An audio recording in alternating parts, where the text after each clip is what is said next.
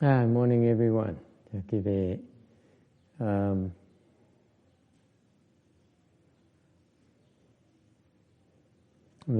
been learning about the ancient Chinese art of the five elements and the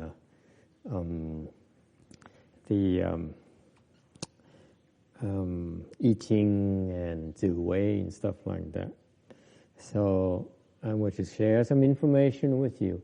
Thầy gần đây thầy mới bắt đầu học tử vi, học kinh dịch này nọ, thấy vui.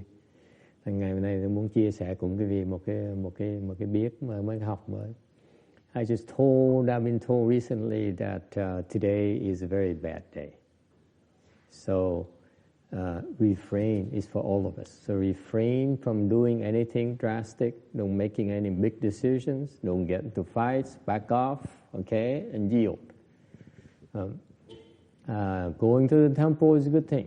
You do good and virtuous things like reciting the Buddha's name, reciting One Yin's name is going to help you overcome this bad energy that cycles through. Thành ra cái ngày mà nó xấu như vậy thì quý vị tránh làm những cái gì nó quan trọng, đừng quyết định gì hết, đừng có cãi vã, né cãi vã, tránh. Và nếu như mà tới chùa là chuyện tốt, hoặc là trong ngày nếu mà gặp cái chuyện mà khó khăn thì niệm Phật, niệm Bồ Tát thì nó sẽ qua. Alright? So it's not 100% accurate, but there's based on the fact that the energy cycles through, and there's a time where the negative energy peaks. Tại vì cái đó là dựa trên cái luân chuyển của cái vận khí của trong cái vũ trụ này. Thì nhiều khi cái khí nó chuyển tới cái chỗ mà rất là xấu, rất là tệ. Thành ra mình phải biết nhận ra mà mình đề phòng. Okay? I just watch and see what happens. You don't believe me, if bad thing happens to you, then you see that I wasn't horribly wrong. If nothing happens to you, then you've been good. You've been a good boy and good girl, and keep on reciting Buddha's name. Okay? Nếu không có chuyện xảy ra thì tốt cho quý vị, là quý vị người có được sự bảo vệ. Còn nếu mà chuyện xấu xảy ra thì đừng có trách thầy chỉ là người nói cho quý vị biết thôi. Okay, I'm learning too, so don't take it literally. The thing about learning is that you learn and you try, you experiment and you observe and you confirm it for yourself. Cái học là mình biết để mình suy gẫm, mình suy nghiệm thì nó đúng nó sai, chứ đừng có tin một cách mờ quáng. Okay? Don't go blindly believing everything you hear. All right. Today is we are in doing chant, so let's talk about chant. Ngày hôm nay dạy lớp thiền, ta nói sơ về thiền. What is chant? One of the first things I learned from my late Chinese master, Venerable Shen Hua, which is the best chant teacher that I know of. Cái mà thầy học từ ân sư của thầy á, ngài Hòa thượng Tiến Hóa đó, là một cái vị thiền sư mà thầy nghĩ trình độ mà cao nhất thầy đã gặp. I met quite a few chant masters in my short career as a monk. Thầy tu đã 20 năm rồi, gặp nhiều thiền sư rồi. Cái người thiền sư mà thầy tới trình độ mà cao nhất á, là ân sư của thầy. And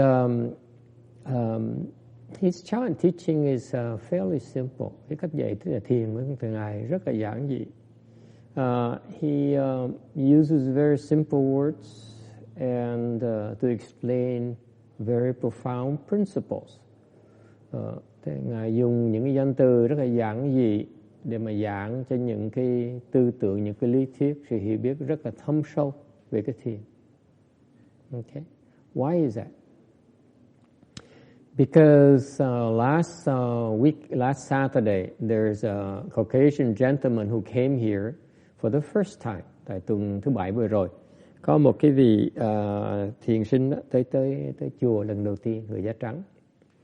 And so he came in late, and then he joined us for lunch. Tới trễ, 9:30 mới tới. Then nghe giảng tí xíu xong rồi đi ăn trưa. Không, 10 giờ chứ, 10 giờ, cỡ hơn 10 giờ mới tới. And we talked. He says he followed he goes to two different temples, a Chinese temple and a Tibetan temple.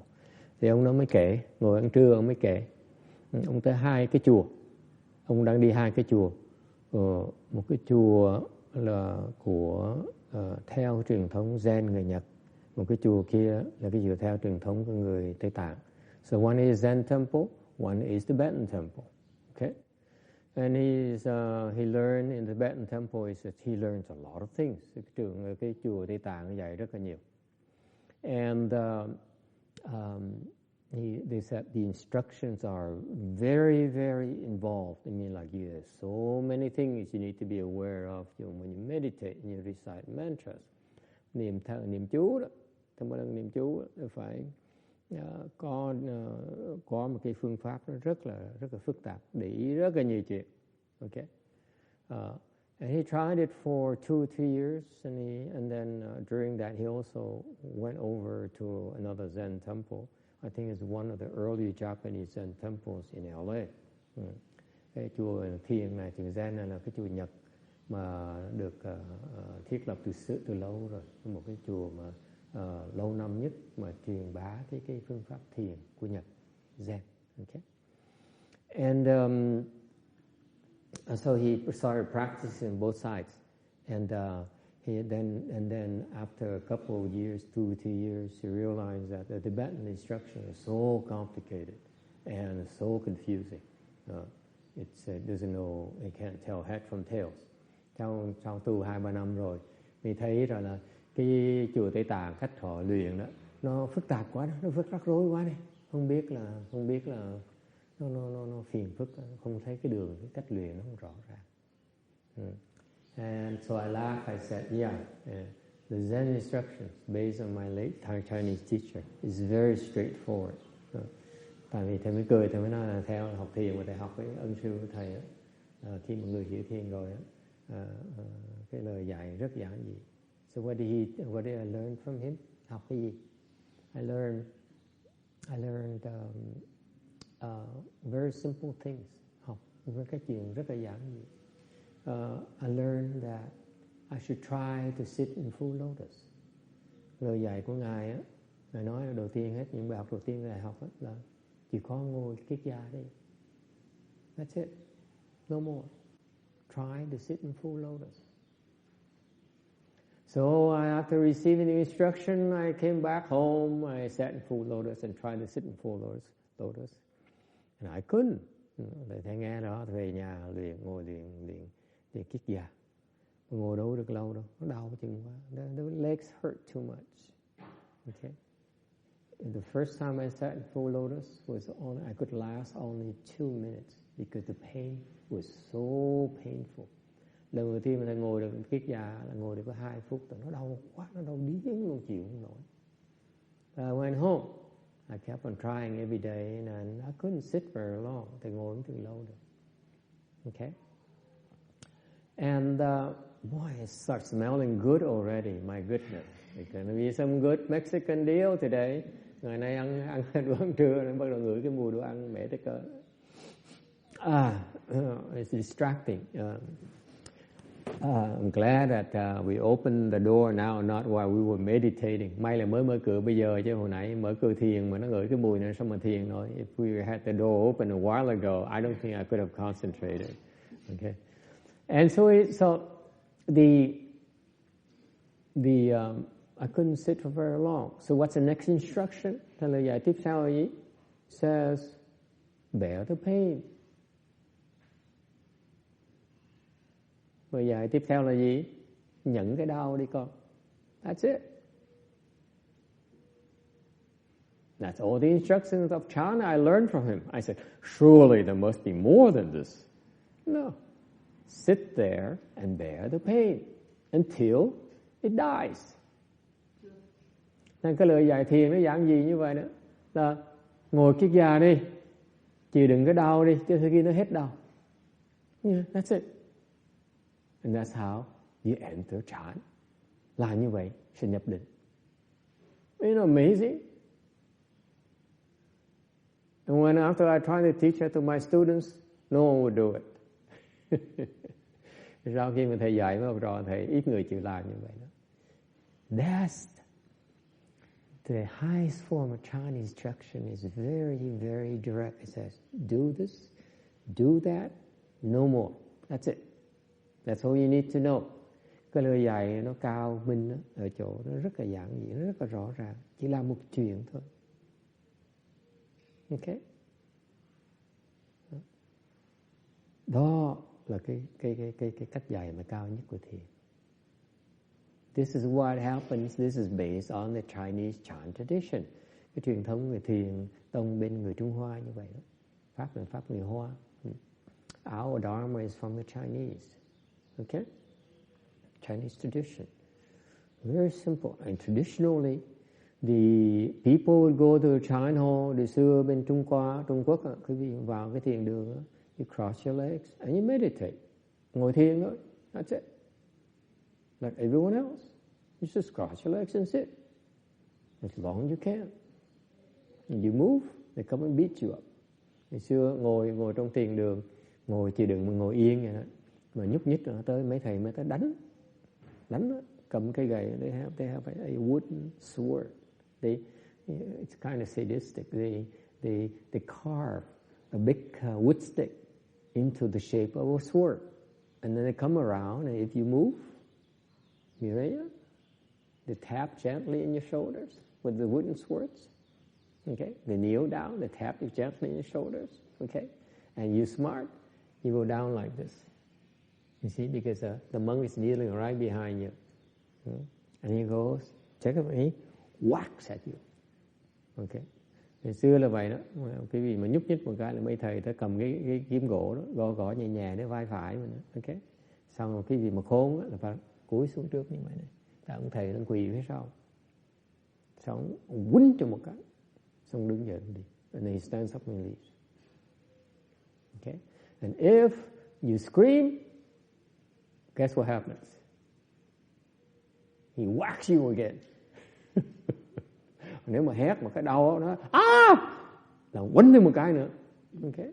Because you're supposed to keep quiet in the Chan hall. Remember, you're not supposed to disrupt others. Practice. Tại sao anh? Trong cái thiền đường mà làm tiếng động là làm phiền người khác, là không được. Okay? So if girls comes along, she's sleeping. Okay, and she makes noises, she gets whacked as well. But don't worry, it's only in China, not in the US. Để bây giờ không có làm ở đây. Okay, so don't worry. And there's no wooden sword here either. Ở đây không có cái kiếm gỗ nữa luôn. Okay, so you safe for now. But the point here, you know, the funny thing, you know, and they mean business. Because if you don't lean forward like this, when you lean forward like that, they whack you along your back. You see that? So it's less painful. If they whack you, if you sit like this, they whack you right here on the top of the shoulder. That's it. They could break your shoulders. Yeah, people are making faces. Yeah, it's very simple. And you see, it sounds brutal, but that's part of the Chan instruction. Don't move. Don't make a noise. That's it. Ngày xưa nó có vẻ nó hơi hung tợn một tí. Thực ra đó là cái cách dạy thiền luôn đó. Lời dạy là đừng có động đậy, đừng có làm tiếng động. Chứ đó. You see, instruction is very clear. It's not like you have to recite this and then you have to do that. You know, it's like a cooking recipe, like John goes through in the kitchen. No, it's no recipe. You just say, do this, do that. That's it. Okay? And if you do that, you enter samadhi. Làm như vậy sẽ nhập định. I assure you, that's all you have to do. Thầy nhắc lại quý vị chỉ cần làm như vậy thôi thì sẽ nhập định. That's it. Don't worry about, just follow instructions. Sit, cross your legs, bear the pain until it goes away. Don't move, don't make a noise. You enter samadhi. Dễ sợ như vậy. Ngồi xếp bằng đi, Nhận cái đau đi, đừng nhúc nhích, ok, đừng có ồn ào, là tự động sẽ nhập định. Khiếp không? It's only the teachers who don't understand who tell you, give you such complicated instructions. Okay? Cái người thầy không hiểu, mới cho cái vị nó rắc rối, rồi dạy rất rắc rối. Tại họ không biết cái cách vào nhập định. Because they don't understand the key to entering samadhi. Họ không biết cái quy tắc, cái bí mật để mà nhập định. Okay? All right. So, what is the next lesson I learned? Rồi xong cái bài học quan trọng khác mà để học là gì? It's called Return the Light and Shine Within. Có một cái bài học mà thầy thắc mắc nhiều lắm, gọi là hồi quang phản chiếu. What does it mean to you? Mairena. I'm serious. I'm sorry. Mireya. I keep on calling you wrong names. Minareya, whatever. Hey you. Huh? What does it mean to you? This is English. Return the light and shine within. This is very Chinese. Hồi quang phản chiếu. Thấy quang phản照. Nghĩa là gì? David, what does it mean?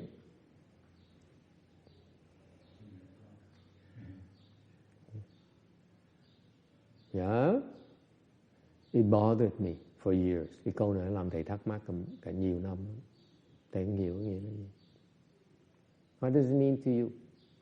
The Chinese, when they teach you something, especially in China, the Chinese have a very poetic way of expressing the teachings. Cái cách dạy của mấy thiền sư mà người ta giác ngộ rồi đó, nó rất là văn chương, rất là hoa hòe, mà có ý nghĩa rất là thâm sâu. Hồi quang phản chiếu. Okay? Hủy quang phản照. Return the light and shine within. What does it mean? Nghĩa là sao không?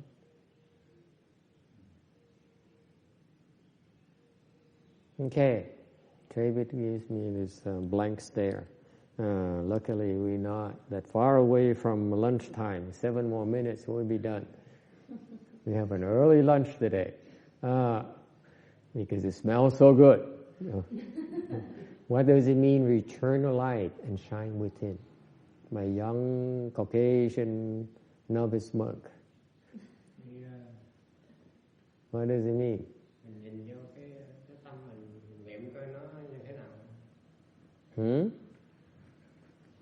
What does it mean? It means stop looking on the outside and just put your attention or your awareness inside. Yeah. Hey, almost lunchtime, girl. Huh? What does it mean to you?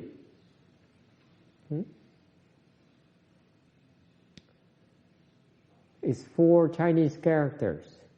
Hủy quang phản照. Hủy meaning that return. Okay? Hồi, 4 chữ hồi. Hồi quang phản chiếu. Hồi là đi về lại. Okay? Return. Return what? Return the light. Hồi cái gì? Xoay cái gì? Xoay cái ánh sáng. What is the light?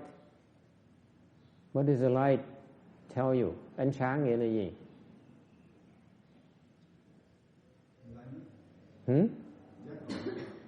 Giác ngộ.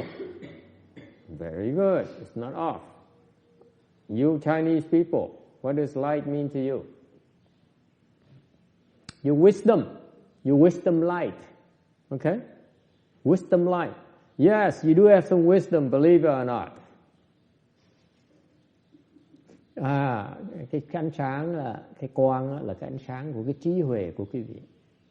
Okay? You have some light. You have some wisdom. Okay? Return the light. Okay? And shine within. Ánh sáng để nó chiếu. The light is in order to illuminate. Illuminate within. Why do you want to illuminate? Tại sao chiếu làm cái gì? You illuminate inside. Mình chiếu ở trong. Okay? Why do you want to illuminate inside? Huh? My retina. You see, that's why you have to go back to English schools, my dear, because the English is very important. I cannot explain it to you in Espanol. Huh? Hả? Thầy có phải để phản chiếu để thấy lại cái từ bản của chính mình.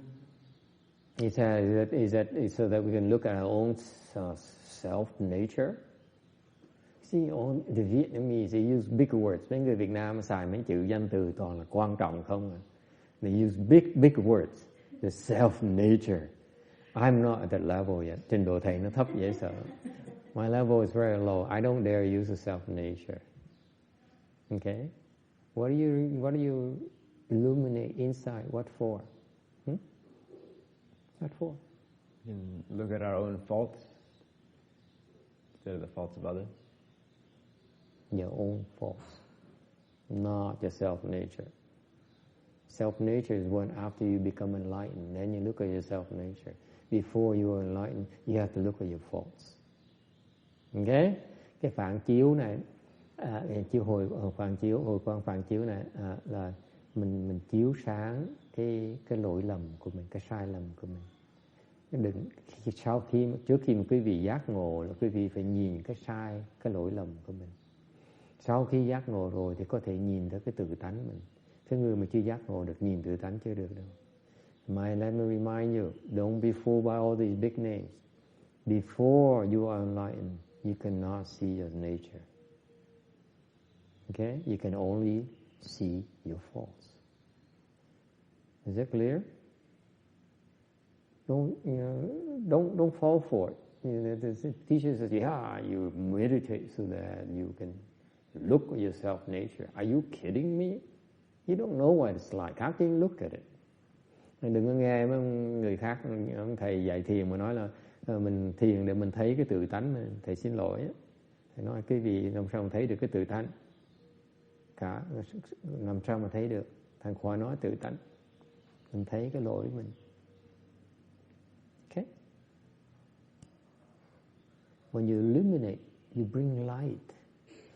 Cái chữ cái chiếu nó rất quan trọng. Chiếu mà đem cái ánh sáng tới. It's just like you bring a light into a dark room. Giống như mình đem cái đèn đuốc vào cái phòng tối tăm thì cái phòng nó sẽ sáng ra. So now you can see. What do you see? You see the dark corners of your mind. Mình thấy được những cái góc tối tăm của cái óc của mình. Okay? Only you can see it. No one can. Okay? Mình mới thấy rõ ràng những cái chỗ tối tăm trong cái tâm của mình. Is it important? Why is it important? Unless you see it, you're not going to be able to address those issues.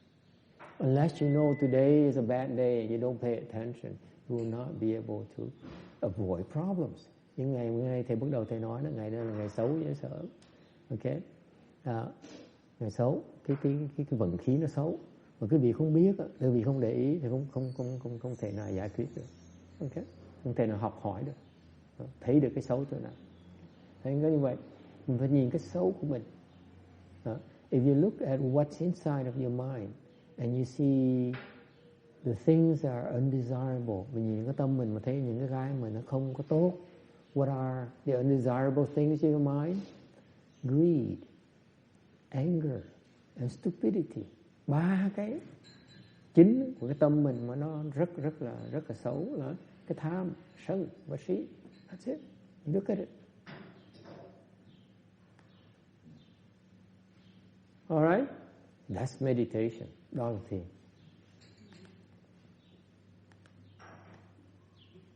Okay? Because when you meditate, okay, it's those thoughts of greed, of anger and stupidity that prevent you from entering the body. Tại vì khi quý thiền đó, những cái tư tưởng của tham, sân và si nó cản trở quý vị, nó dao động cái tâm quý vị, thành quý vị nhập định không được.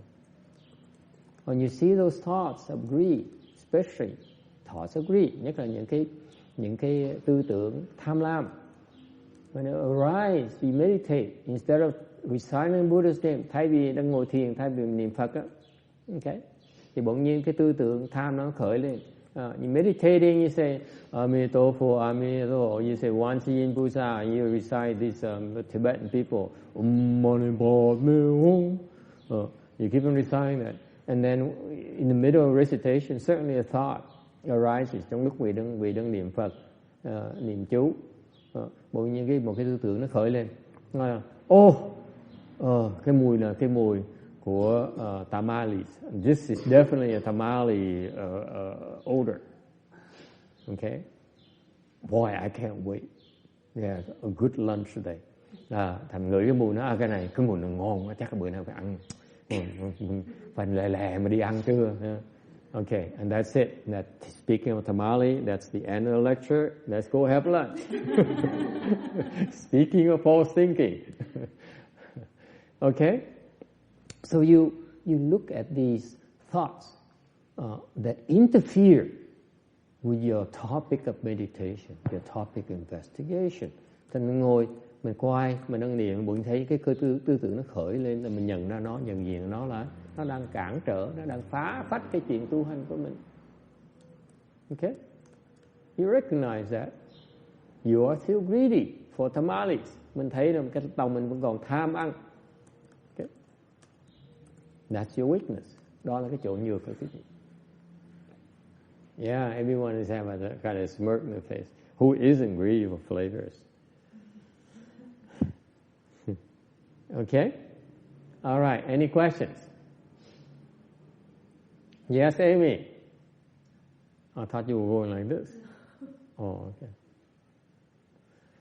Okay. We have to finish to wrap it up because I can't wait much longer. Somehow these thoughts keep on arising. This is the fourth time now I talk about it. Must be the environment. I think, is it you who sent me a question on the website? Is that you? You have too many problems, Mary. Cái cô này nhiều vấn đề. Is it last week? No, this week. She showed up at the temple. I think Thursday or Wednesday? Wednesday. Yeah, Wednesday. She showed up right exactly at 11:15, something like that. She walked in, okay, and she sat down and had lunch with us. And she says, very childlike. Cái cô này tuần thứ tư vừa rồi, ngày thứ tư vừa rồi đó, tới viếng chùa. Trong lúc 11:15 ngồi xuống ăn trưa với quý thầy, với cái cô kia. Ngồi xuống một cái, ăn thì cô nói là theo một cái hương vị rất là thiện, very childlike. What did she say? You remember? I'm very happy all day. No one bothers me. Nothing can bother me. I can't believe the temple changed me. Cô nói sao? Cô nói là tôi sung sướng cả ngày luôn. Không có gì mà làm tôi phiền não được. Không ai làm tôi phiền não được. Tôi không ngờ cái chùa nó đổi tôi như vậy. So I want to take 5 precepts. Bây giờ muốn thọ ngũ giới. Oh my God, too many problems. So, what is the nature of your question? What is your question? Remind me your question. What is your problem now? How can I use my energy appropriately in a good way? Because I feel sometimes that I waste my energy. I feel so happy, and then 30 minutes when I'm around people, it's like I feel so bad. Feel so bad? No. I feel tired. Feel tired? Yeah. Cô này cô nói, cô này cô thiền, tới đây cô thiền, học thiền năm rồi. Thì bây giờ trình độ cô có một tí công phu rồi. Cô hỏi, tôi là sung sướng, tôi rất là có cái thiền lạc ở trong, nhưng đều khi mà gặp một nhóm người khác thì bỗng nhiên mau mệt lắm. Okay. Thì làm sao tránh chuyện đó? So you feel fine, you feel happy, and then you meet people. How many people before you become tired? One person or two? Huh? How many people? It doesn't matter. 5 then. 5? When It's one person. Does it happen? No. Depends of the person. If the person has bad energy or negativity, You can feel the bad energy from a person, and then it drains you, makes you tired, right? And what if the person is pleasant like me? Does it drain you? No. No. Okay. Very good. Good answer. Good answer. By the way, where you meditate, or who you sit next to when you meditate makes a difference. That's what she's experiencing. Mình tới gần cái người đó, cái khí, cái lực người ta nó ảnh hưởng mình. Because people's energy affects us. That's what you're discovering. Okay? But you become more sensitive because discovering that. Càng ngày càng nhìn hồi quang phản chiếu, càng lâu, càng quen thì bỗng nhiên mình nhảy lên cái chuyện xảy ra trong cơ thể mình. Happens to your energy level. Cái trình độ, cái sức còn lại của mình, sức lực của người mình bắt đầu mình thấy mình tự nhiên bị mau mệt hơn. Okay, hoặc mình thấy đừng khỏe, tự nhiên từ khỏe nó gặp người buồn thấy mệt ngay lập tức. It means that person drains you. That's all it means. Nếu gặp người khác mà mình thấy mình mệt, mình không khỏe, sung sức, mà tự gặp người khác thấy mệt. For example, give you an example.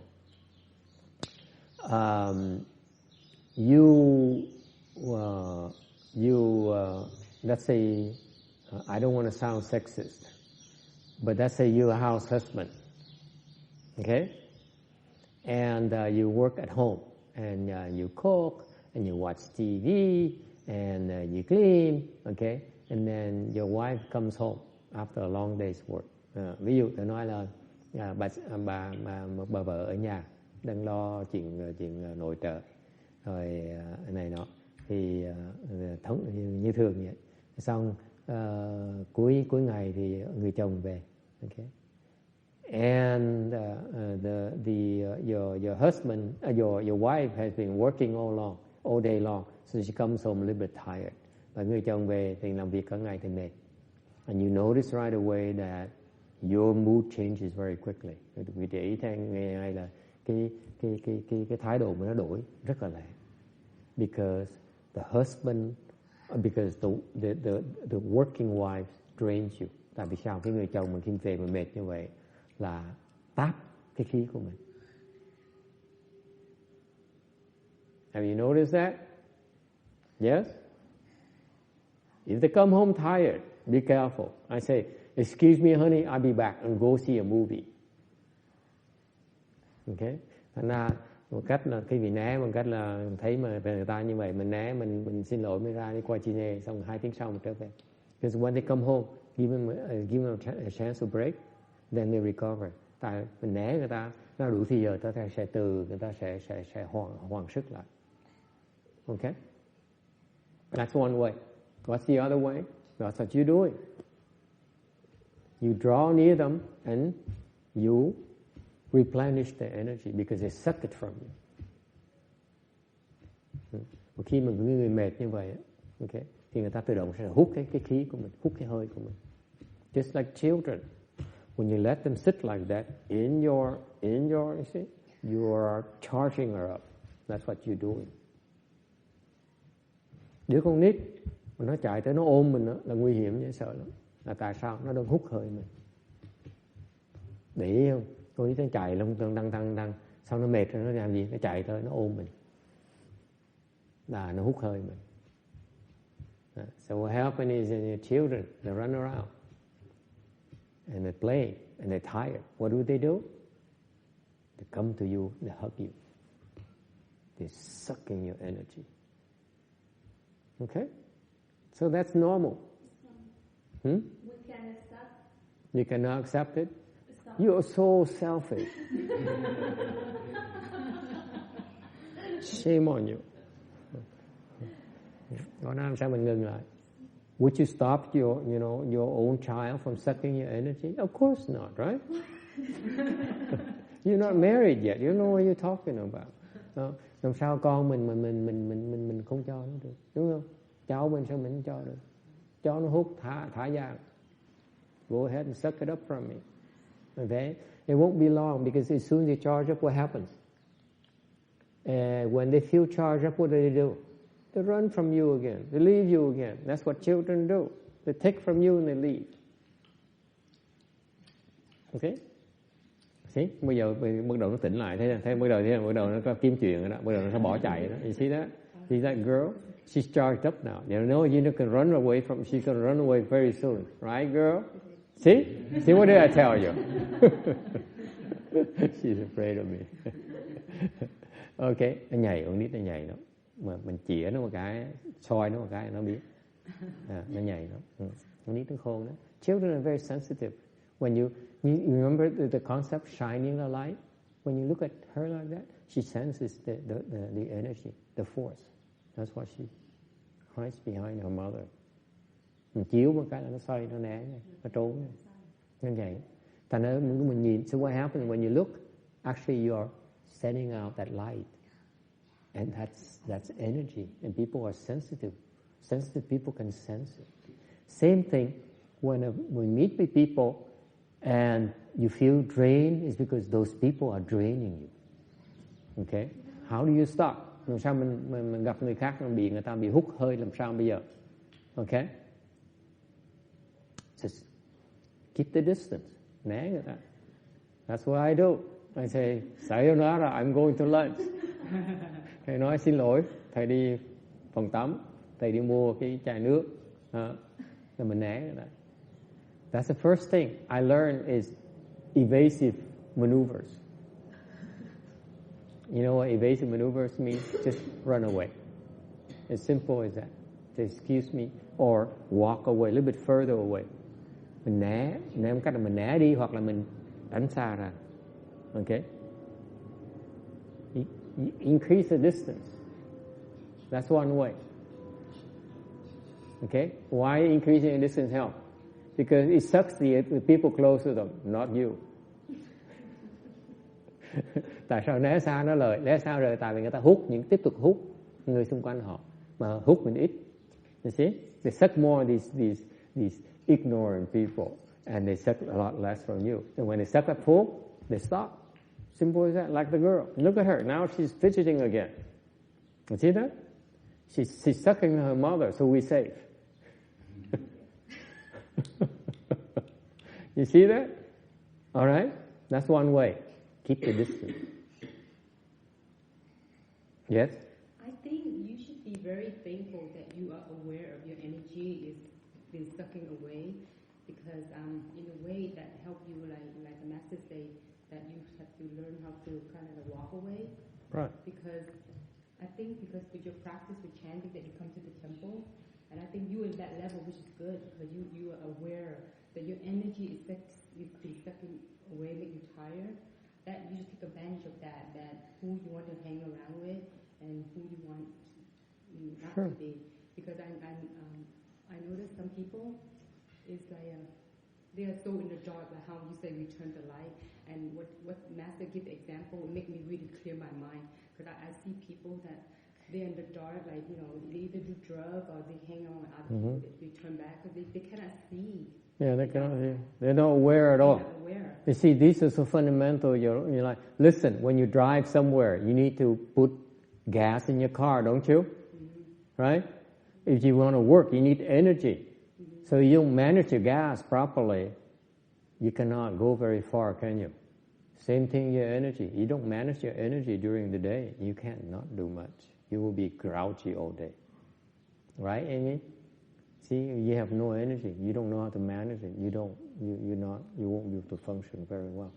So it's important to recognize that, your energy level And when you're near people, be careful. Thật quý vị phải nhớ là cái sức nó quan trọng lắm. Lúc mình phải biết cái sức lực của mình đang có. Lúc mình gần người khác, mình cẩn thận, mình coi thử là người ta ảnh hưởng mình là sao. Okay? Mình phải nhảy cái giờ đó, nhảy để coi thử là cái sức mình càng ngày càng mình mau mệt hơn, mình biết là mình đang bị hút. Simple as that.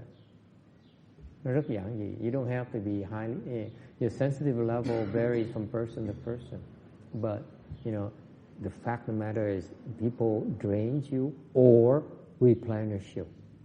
The flip side is also true.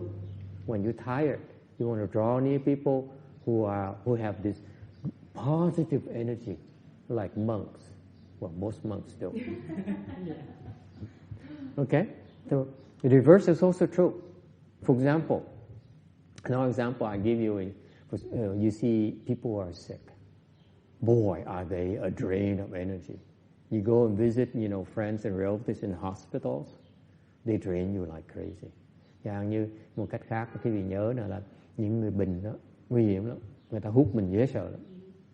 Okay? Hút là mình hết luôn.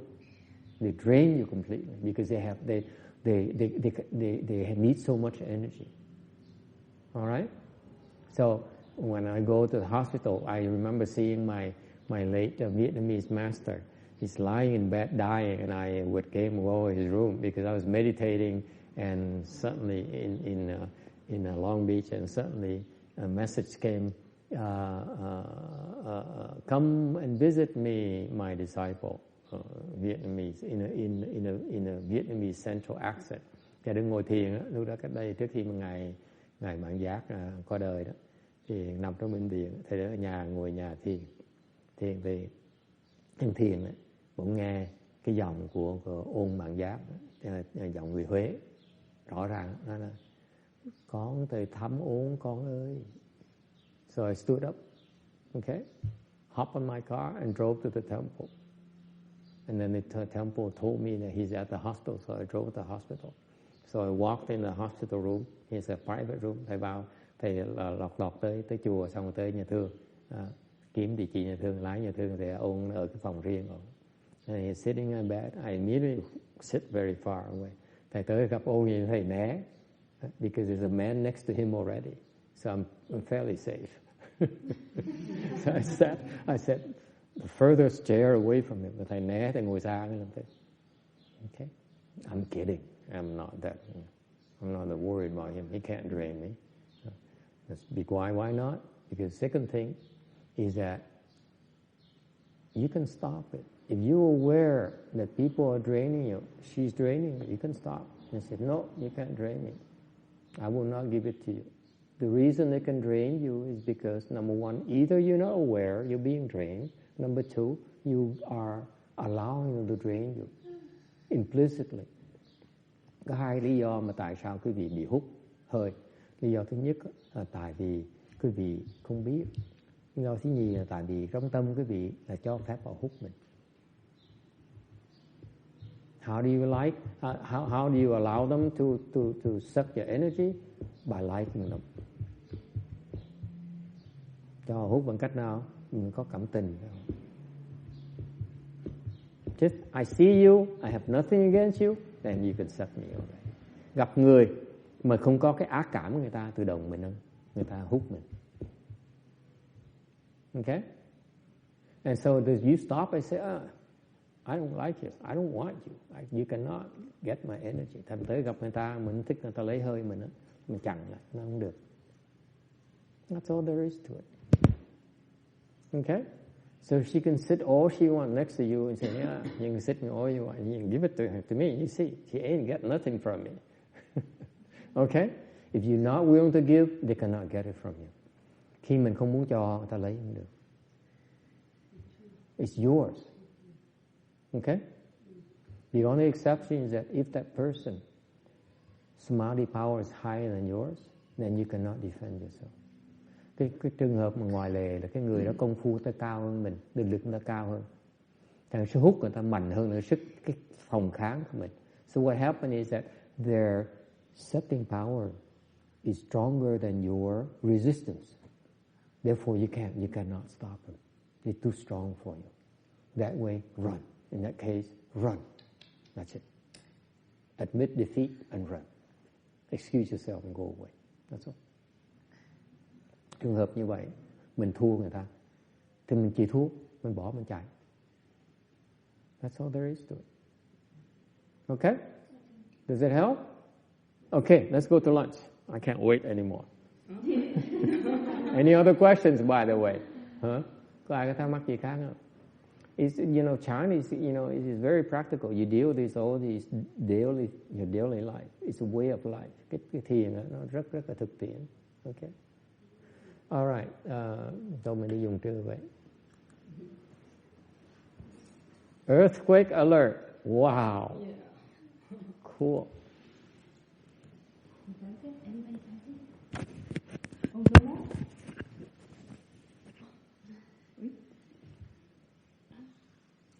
So for your case, very easy.